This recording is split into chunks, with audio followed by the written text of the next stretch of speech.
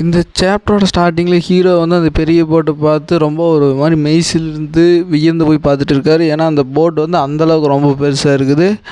அப்போ ஹீரோ பார்த்துட்டு என்ன நினைக்கிறனால வந்து இதுதான் வந்து இந்த இம்மோர்டல் வேர்ல்டு சேர்ந்த 5 ஸ்டார் லக்ஸரியஸான ஒரு போட்டாக இருக்கணும், இதில் ட்ராவல் பண்ணுறதுக்கு வந்து நான் காத்துக்கிட்டு இருக்கேன் அப்படின்னு சொல்லிட்டு இப்போ அந்த சின்ன போட்லேருந்து எல்லாருமே வந்து இப்போ அந்த பெரிய போட்டுக்கு வந்து மாறாங்க. இது எல்லாத்தையுமே வந்து அந்த சைட்னஸ் இருப்பாள், அந்த லின்செக்ட் சைட்னஸ் அவளோட ஒரு பொறுப்பில் தான் வந்து நடந்துக்கிட்டு இருக்கும். அவள் தான் வந்து இந்த போட்டு இது எல்லாத்தையுமே அரேஞ்ச் பண்ணுறது எல்லாமே.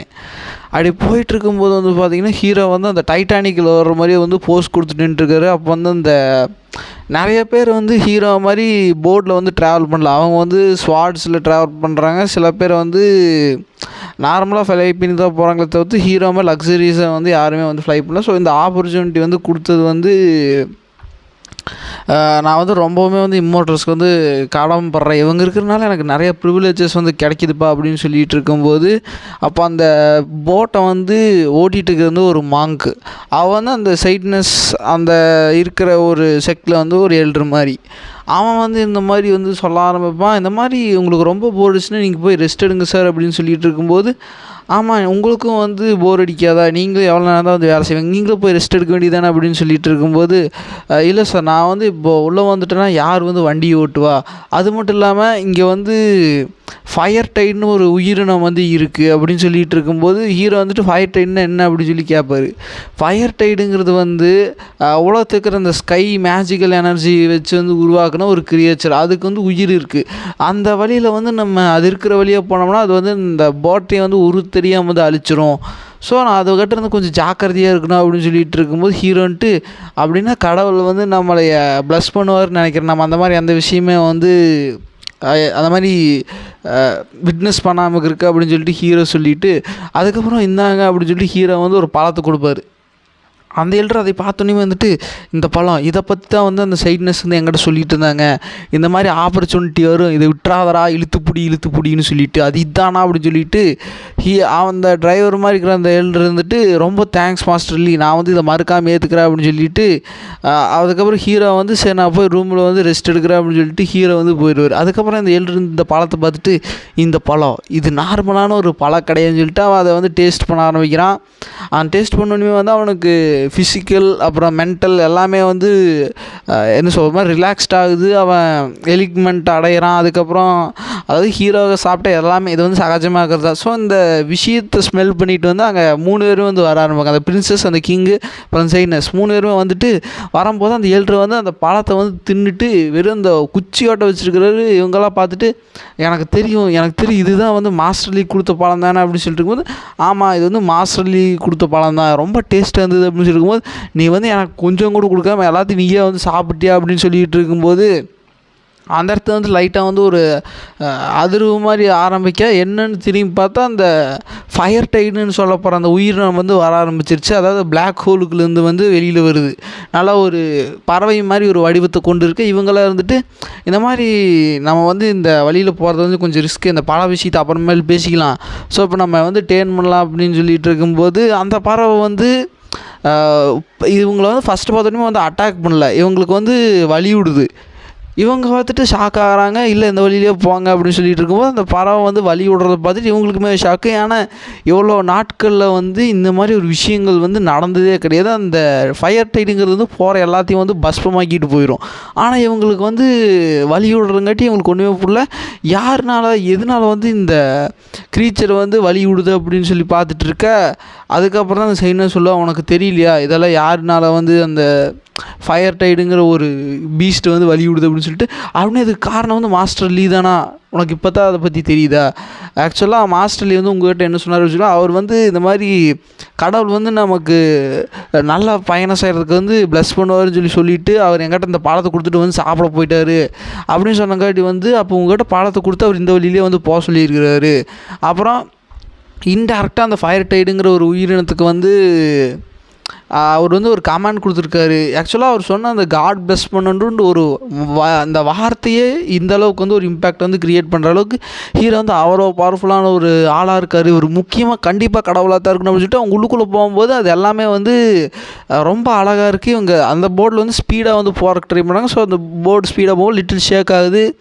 அதுக்கப்புறம் ஹீரோன்ட்டு என்னடா அப்படின்னு வெளில வந்து பார்த்தா வெளியில் ஃபுல்லாமே வந்து ஒரு பியூட்டிஃபுல்லான ஒரு சீனரிஸ் தான் ஹீரோ பார்க்குறாரு. அதுக்கப்புறம் வாங்க மாஸ்டர்லி அப்படின்னு சொல்லிட்டு இருக்கும்போது அந்த அந்த ஃபயர் டைடுங்கிற பறவை வந்து ஹீரோகிட்ட வந்து ஒரு குட் ஒரு இம்ப்ரெஷனை வந்து க்ரியேட் பண்ணுறதுக்கோசரம் அது ஹீரோ கண் முன்னாடியே வந்து அந்த வான வேடிக்கைகளெல்லாம் நடத்துது. இவங்க 4 பேருமே பார்த்துட்டு ரொம்ப ஷாக் ஆகுறாங்க. எனக்கு தெரியும் நீ தான் மாஸ்டர்லிக்கு இந்த காலை நக்கறத்தை இந்த மாதிரியெல்லாம் பண்ணிகிட்ருக்கியா அப்படின்னு சொல்லிட்டு ஹீரோ வந்துட்டு இந்த மாதிரி சீனரியில் வந்து விண்கல் விழுகிற அந்த சீனரி ரொம்ப அழகாக இருக்கும், ஆனால் என்னால் வந்து அதை பார்க்க முடியல அப்படின்னு சொல்லிட்டு இருக்கும்போது ஹீரோ அந்த சொன்ன அந்த அடுத்த செகண்டே வந்து அதை விண்கல் வந்து மேலேருந்து கீழே விழுகிற மாதிரி அந்த எரி நட்சத்திரம் அந்த காட்சிகள் வந்து அது காட்ட ஹீரோ பார்த்துட்டு ஷாக் ஆகிறாரு. சூப்பராக இருக்குது அப்படின்னு சொல்லிட்டு எல்லாருமே வந்து அதை ரசிக்கிறாங்க. இந்த 4 பேத்துக்கு வந்து ஒன்றுமே புரியல, இந்த பறவை ஹீரோ வந்து ஓவராக நெஞ்ச நக்கிட்டு இருக்குது.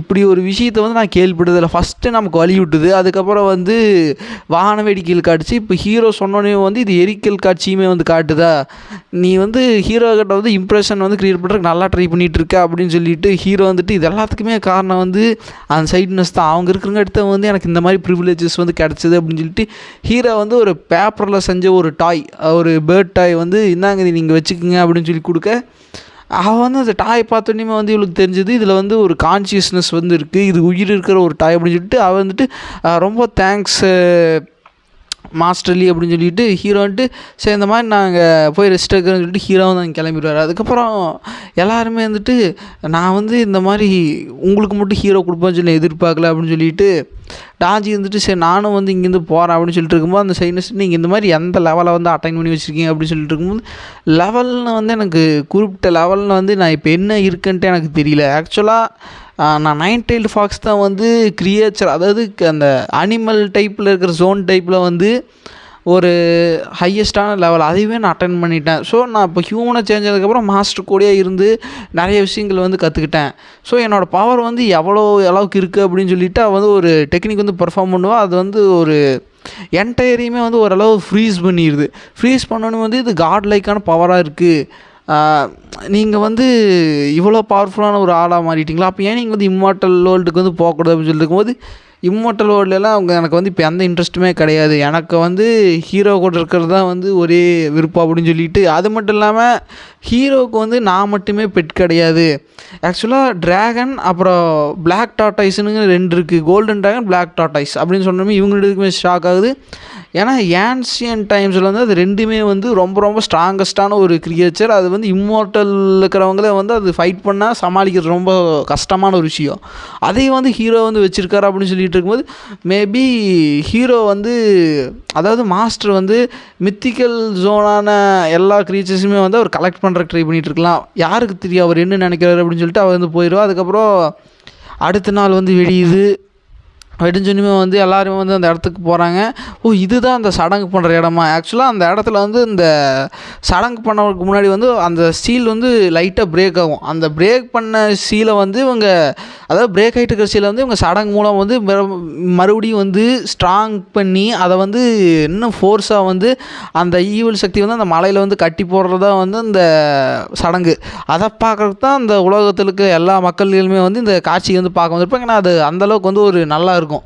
ஸோ அதை பார்க்குறதுக்கு வந்து எல்லோரும் வந்துட்டு இருக்க. இப்போ அடுத்த ஹீரோ வந்துட்டு நான் இங்கே வந்து தங்கியாக நம்ம இங்கே ரொம்ப காஸ்ட்டு ஜாஸ்தியாக இருக்கும் போல் அப்படின்னு சொல்லிட்டு இருக்கும்போது இல்லை நான் வந்து அது கொடுத்துக்கிறேன் அப்படின்னு சொல்லிட்டு இருக்கும்போது நான் வந்து மாஸ்டர் லீக்கு முன்னாடியே வந்து இப்படி பெரிய மாதிரி நடந்துருக்கூடாது அப்படின்னு சொல்லிட்டு மாஸ்டர் லீக் தயவு செஞ்சு வேண்டான்னு சொல்லிடாதீங்க, நான் வந்து காசு கொடுக்குறேன் தயவு செஞ்சு ஏற்றுக்குங்க அப்படின்னு சொல்லிட்டு ஹீரோன்ட்டு சரி நான் வந்து ஏற்றுக்கிறேன், ஆனால் நான் வந்து எல்லாத்தையும் வந்து ஃப்ரீயாக வந்து வாங்கிட்டே இருக்க முடியாது, நீங்கள் வந்து கண்டிப்பாக வந்து எங்கள் வீட்டை வந்து விசிட் பண்ணணும், நான் வந்து உங்களுக்கு நல்லா ஒரு ஏதாவது பிரேக்ஃபாஸ்ட் மாதிரி உங்களுக்கு பண்ணி கொடுக்குறேன்னு சொல்லிட்டு அவள் வந்துட்டு ரொம்ப தேங்க்ஸ் மாஸ்டர்லி அப்படின்னு சொல்லிட்டு அந்த 3 பேருமே வந்து இதை பார்த்து பொறாமையாக நினைக்கிறாங்க. ஏன்னா அவள் வந்து காசு கொடுக்கணுட்டு ஹீரோ வந்து அவளுக்கு ஃபேவர் பண்ணுறாரு. அது மட்டும் இல்லாமல் இப்போது இவங்க பண்ணியிருந்தாங்க வந்து அந்த ஆப்பர்ச்சுனிட்டி இவங்களுக்கு கிடச்சிருக்கோம் அப்படின்னு சொல்லிட்டு இப்போ எல்லாருமே வந்து போகிறாங்க. ஹீரோ வந்து உணவு இருந்தும் அந்த இடத்துக்கு போகிறாரு. உணவு இருந்துற அந்த இடத்துல வந்து தயவு செஞ்சு 2 பேர்த்துக்கு மட்டும் அளவாக ஆர்டர் பண்ணுங்கள், ஏன்னா அவங்க எல்லாருமே வந்து அந்த சிட்டியில் இருக்கிற முக்கியமாக ஆட்களை வந்து பார்க்க போகிறோன்னு சொல்லிட்டு போகும்போது ஹீரோன்ட்டு 2 பேர்த்துக்கு மட்டும் அளவாக ஆர்டர் பண்ணுங்க அப்படின்னு சொல்லிட்டு இருக்கும்போது எனக்கு புரிஞ்சுதுன்னு சொல்லிவிட்டு அவள் தடப்புடலை எல்லா எக்ஸ்பென்சிவான ஐட்டம்ஸுமே வந்து ஆர்டர் பண்ணிடுவா. ஹீரோன்ட்டு நான் சொன்னது இவளுக்கு புரிஞ்சுதா இல்லை புரியலையா அப்படின்னு சொல்லிகிட்டு இருக்க. அப்படி இவங்க சாப்பிட்டு இருக்கும்போது அந்த இடத்துல வந்து ஒரு ஸ்டோரி டெல்லிங் மாதிரி ஒரு, அதாவது அந்த கூத்தாடிகள் அங்கே பேசுகிற மாதிரி அங்கே வந்து கதை சொல்ல ஆரம்பிச்சிட்ருப்பாங்க. அது என்ன கதை சொல்கிறாங்கன்னா வந்து ஜேர்னி டு த வெஸ்ட் தான், ஹீரோ சொன்ன கதை தான். அதுக்கப்புறம் அந்த இடத்துக்கு வந்து ஒரு இம்மோர்ட்டல் வரான். அவன் இருந்துட்டு இந்த மாதிரி நான் அவங்க பக்கத்தாடி உட்காரலாமா, ஏன்னா இங்கே எதுவுமே இடம் கிடையாது அப்படின்னு சொல்லியிருக்கும்போது சுற்றி பார்த்தா அங்கே ஒரு இடம் கூட இல்லை. ஹீரோட்டு சரி உட்காருங்க, நான் வந்து இந்த உணவுக்கு வந்து காசு கொடுத்துறேன் அப்படின்னு சொல்லி, இல்லை எனக்கு தேவையில்ல அப்படின்னு சொல்லிட்டு ஹீரோ சொல்லிகிட்டு இருக்கும்போது அவன் வந்து ஹீரோவை பார்க்குறான். ஹீரோ ஆர்டர் பண்ணிக்கிறது எல்லாமே வந்து எக்ஸ்பென்சிவான ஐட்டம். இவ்வளோ ஏன் அந்த கல்டிவேஷன் பண்ணுறவங்களுக்கே வந்து கொஞ்சம் கஷ்டமான ஒரு விஷயந்தான். ஏன்னா இத்தனை இடமே வந்து ரொம்ப ரொம்ப ப்ரைஸ் ஹையான ஒரு சாப்பாடு. இவ்வளோ ஏன் நம்ம இந்த 5 ஸ்டார் ஹோட்டலுக்கு போய் எல்லாமே வந்து காஸ்ட்லியான உணவு வந்து எக்கச்சக்கமாக ஒரு 100 ஆர்டர் பண்ணால் எப்படி இருக்குது, அது மாதிரி தான் ஹீரோ வந்து பண்ணி வச்சுருக்கிறாரு. இவன் வந்து அது இது பண்ணி பார்க்குற ஹீரோ வந்து மோட்டலை தவிர்த்து வேறு எதுவுமே வந்து அவனால் பார்க்க முடியல. ஸோ இப்போ அவன் கதையை வந்து என்ஜாய் பண்ணிகிட்டே வந்து இந்த கதை எனக்கு ரொம்ப பிடிச்சிக்குது, இன்னும் காசு வச்சுக்குன்னு சொல்லி காசை வந்து அள்ளி விசறான். எல்லாருமே வந்துட்டு ரொம்ப தேங்க்ஸ் யங் மாஸ்டர் அப்படின்னு சொல்லிட்டு இருக்கும்போது அதுக்கப்புறம் அந்த கதை முடிச்சோன்னே இவங்க சாப்பிட்டு எல்லாருமே வந்து வெளியில் போகிற சமயத்தில் வந்து அவன் வந்துட்டு இந்த மாதிரி அது ரொம்ப எனக்கு இந்த கதை வந்து பிடிச்சி ரொம்ப இன்ஸ்பைராக இருக்குது, ஸோ நான் இந்த டாலரையுமே வந்து அவனுக்கு கிஃப்ட் பண்ண போகிறேன் அப்படின்னு சொல்லிட்டு ஹீரோன்ட்டு இருங்க நீங்கள் வந்து மணியை வந்து வேஸ்ட் பண்ணாதீங்க. ஆக்சுவலாக அந்த ஜேர்னி டு த வெஸ்ட் வந்து ஸ்டார்டிங்லேயே வந்து எண்டிங் வந்து தீர்மானிக்கப்பட்ட ஒரு விஷயந்தான். நீங்கள் யோசிச்சு பாருங்கள், அந்த ஜேர்னி டு த வெஸ்ட்டில் வர அந்த 4 பேர்த்தை வந்து யாராவது வந்து த்ரெட் பண்ணுற லெவலுக்கு யாராவது இருக்காங்களா அப்படின்னு சொல்லிட்டு இருக்கும்போது அவன் வந்துட்டு உண்மைதான், அவங்க 4 பேருமே வந்து கடவுள்கள். ஸோ அவங்கள வந்து த்ரெட்லிங் லெவலுக்கு வந்து யாருமே இல்லை அப்படின்னு சொல்லிட்டு இருக்கும்போது ஆக்சுவலாக இந்த ஜேர்னி டு த வெஸ்ட்டுங்கிறது வந்து அவங்க வாழ்க்கையில் வந்து பயணம் பண்ணுற அந்த இடத்த அந்த விஷயத்தை வந்து கதையாக சொல்கிறதா வந்து அந்த விஷயம். இதில் வந்து எக்ஸ்ட்ரா வந்து எந்த விதமான ஒரு விஷயமே இல்லை. ஸோ இதுக்கு இந்தளவுக்கு வந்து நீங்கள் காசு செலவு பண்ண வேணாம் அப்படின்னு சொல்லிட்டு இருக்கும்போது இதை பற்றி ஹீரோ வந்து இந்தளவுக்கு டீப்பஸ்ட்டாக வந்து ஒரு அண்டர்ஸ்டாண்டிங் பண்ணி வச்சுருக்காரா அப்படின்னு சொல்லிட்டு அவன் வந்துட்டு நீங்கள் வந்து என்னோடய கண்ணை வந்து திறந்துட்டீங்க. ஸோ என்னோடய இம்மார்ட்டல் லைஃபுமே வந்து ஏற்கனவே வந்து ஒரு மாதிரி நிர்ணயிக்கப்பட்ட ஒன்று தான். எங்கள் அப்பா கொடுக்குற அந்த வழியில் தான் நான் வந்து போகிறேன். இவ்வளோ நாட்களுமே வந்து அதான் பண்ணேன். ஸோ இந்த இதையும் வந்து எனக்கு உணர்த்துறதுக்கு வந்து ரொம்ப நன்றி சொல்லிட்டு அவன் வந்து அந்த டாலர் வச்சுட்டு அங்கேருந்து போயிட ஹீரோ வந்துட்டு டான்ச்சி நம்மக்கிட்ட காசு இருக்கா அப்படின்னு சொல்லும்போது டான்ஜி ஒரு மாதிரி பார்த்துட்டு இருக்க. சரி வா நம்ம போய் ஏதாவது ஷாப்பிங் பண்ணலான்னு ஹீரோ சொல்லிட்டு இருக்க. இப்போ அதோடய இந்த பாட்டு முடியுது guys. Like and share subscribe பண்ணுங்கள், மறக்காம கமெண்ட் பண்ணுங்கள். ஓகே கைஸ், நெக்ஸ்ட் பல வரைக்கும் பாய் கைஸ்.